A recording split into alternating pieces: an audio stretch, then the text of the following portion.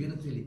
Тоест от нещо, което, примерно, една сцена трябва да се скараш на кучето си, да го навикаш, да го напсуваш, да го нариташ, както вика Радичков, то куче с бой се учи, псувни, сънитници, нали, там къде му чива марш и така.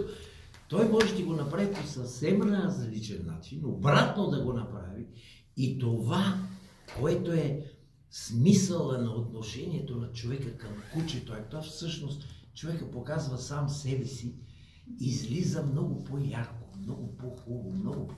И аз се чудя как се сеща за такива работи. Трябва да ви кажа, че ние всичките в началото се чудих, защото аз никой не съм работил. Нали?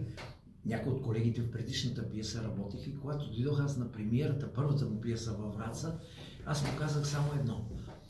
Значи, от нещо, което не е пиеса, той е направил пиеса. И второ, той е направил не врачанско представление, а софийско представление. В хубавия смисъл на думата. Тоест, той може да вземе от нещо, да направи така нещата, че те придобие такъв смисъл и да се чудиш, аджеба, откъде идват всичките тия неща. Ето това е интересно. Ние в момента в неговите ръце сме като глина. Той ни меси. И всеки път, а премиерата е след 2 дена. И аз днеска идваше ми да му кажа, нашата премиера трябва да бъде на 9 септември.